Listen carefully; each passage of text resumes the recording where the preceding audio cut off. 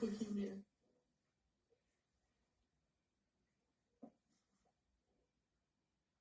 As a matter of fact, it was. Yes, the boogeyman, and there is not a more popular nor more memorable boogeyman than Michael Myers, right? Or the Shape, or just the Halloween guy. Or if you're a Star Trek fan, the guy's wearing a William Shatner Captain Kirk mask. But for our purposes here, we're going to delve into the parallels of Dr. Loomis to Dr. Van Helsing, right? A vampire hunter and a shape hunter, a killing machine hunter. So Dr. Loomis from the Halloween franchise and Dr. Van Helsing from Bram Stoker's Dracula. These are two characters who share more than a couple traits, and particularly in relation, right, to their pursuit of monstrous threats, or in this case, a vampire, and Michael Myers, the Shape. So now both have, I guess you could say, expertise, knowledge of the supernatural. And certainly in Van Helsing's case, even before he meets Dracula, he's someone who's versed and well, knowledged, lots of knowledge of vampires and supernatural. With Dr. Loomis, Michael Myers is his sort of, I guess, entree, his introduction. So both of them are experts in dealing with these monsters. Van Helsing, of course, yes, is the vampire hunter. He's skilled in all the folklore, the occult, and the ways to bring down a vampire. And of course, Dr. Loomis is a psychiatrist. He understands the human condition, the psyche, and the psychopathic nature of Michael Myers, or, of course, the supernatural or boogeyman.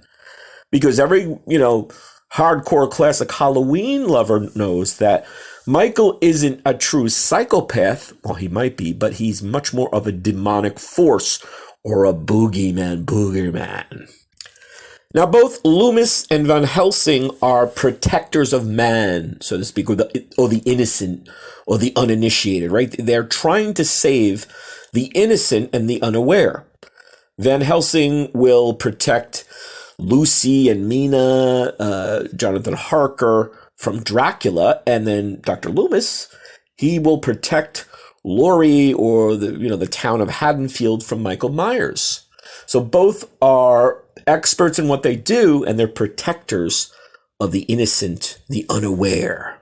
All right, now I love this. Of course, both sort of almost like a whale hunter, right? A Moby Dick, a famous whale hunter. They're both obsessive. They're both obsessed in their pursuit. Both exhibit this obsessive dedication to the hunt.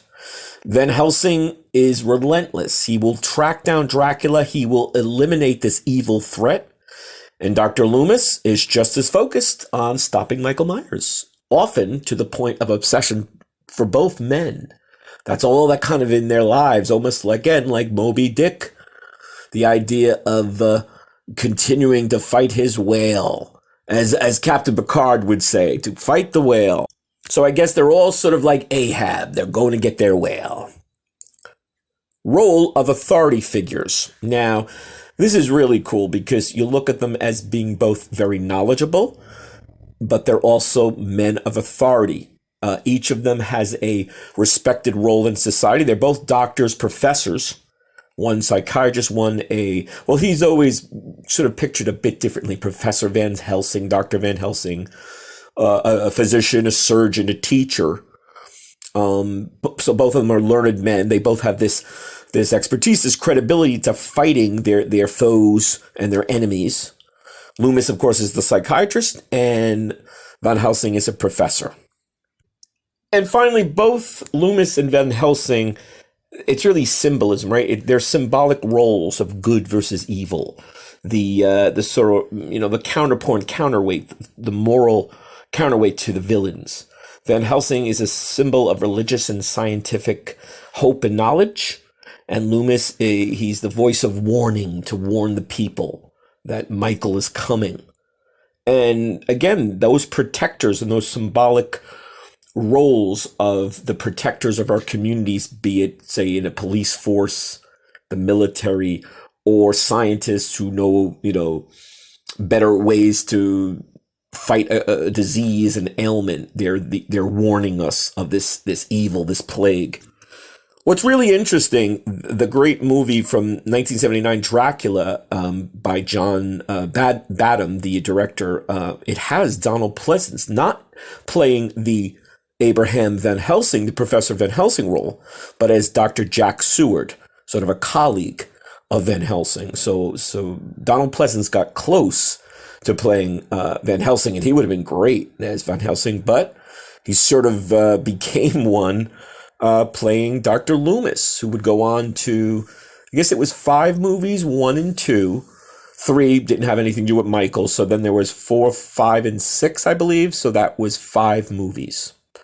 And I guess, everyone is different, but if Donald Pleasence, to me, had not played that role or someone of his weight, but he owned that role, I really don't think Halloween would have been as well received and probably become a classic. He lent such that gravitas, that weight to the Dr. Loomis role. And as we know, Batman needs a Joker, Superman needs a Lex Luthor, Dracula has his Van Helsing, and Michael Myers has his Dr. Loomis.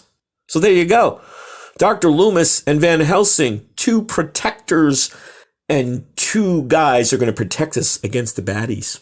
Hope you're enjoying. Hope you're subscribing. See you soon.